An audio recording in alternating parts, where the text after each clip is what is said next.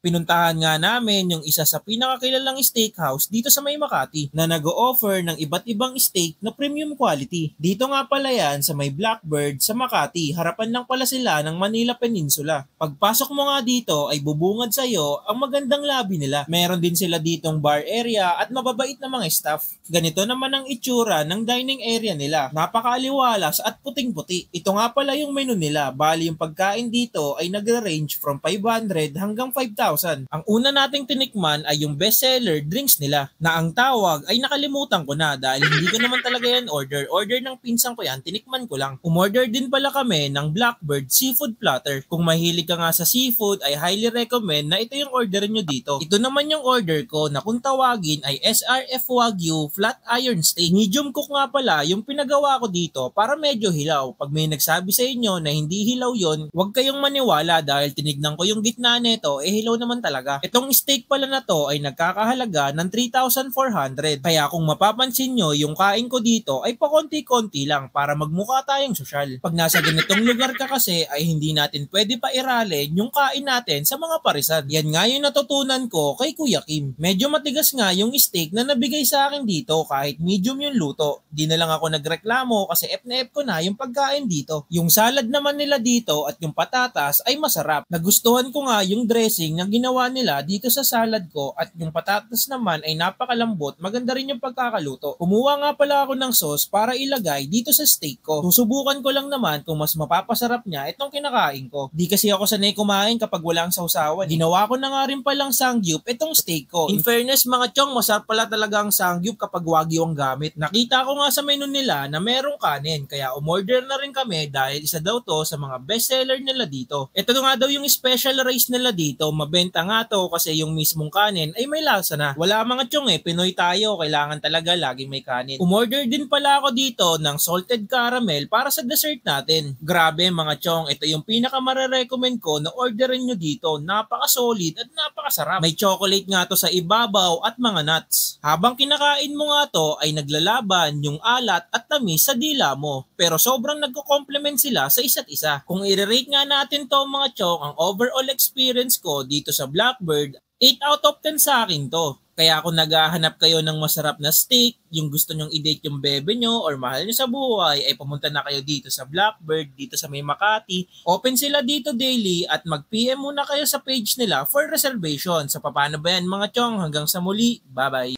Pinuntahan nga namin yung isa sa pinakakilalang steakhouse dito sa May Makati na nag-o-offer ng iba't ibang steak na premium quality. Dito nga pala yan sa May Blackbird sa Makati, harapan lang pala sila ng Manila Peninsula. Pagpasok mo nga dito ay bubungad sa'yo ang magandang lobby nila. Meron din sila ditong bar area at mababait na mga staff. Ganito naman ang itsura ng dining area nila. Napakaaliwalas at puting-puti. Ito nga pala yung menu nila. Bali yung pagkain dito ay nagre-range from 500 hanggang 5,000.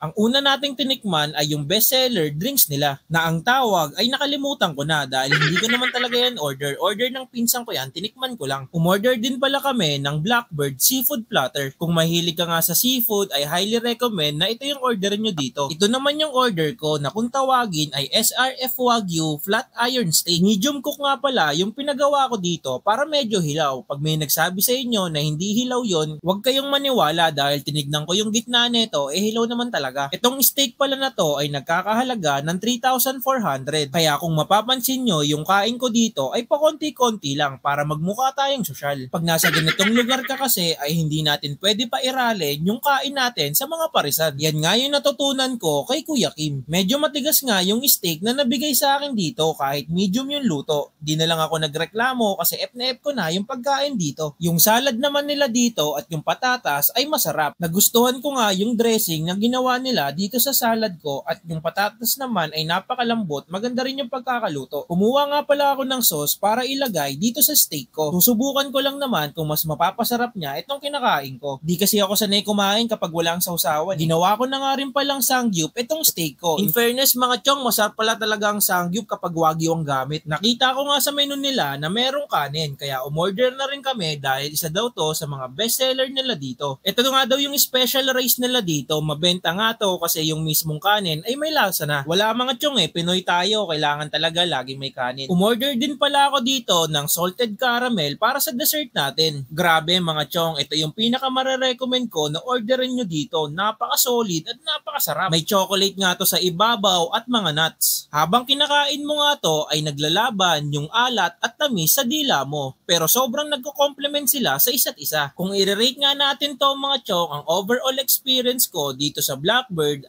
8 out of 10 sa akin to. Kaya kung naghahanap kayo ng masarap na steak, yung gusto nyong i-date yung bebe nyo or mahal nyo sa buhay, ay pumunta na kayo dito sa Blackbird, dito sa May Makati. Open sila dito daily at mag-PM muna kayo sa page nila for reservation. So paano ba yan mga chong? Hanggang sa muli, bye-bye!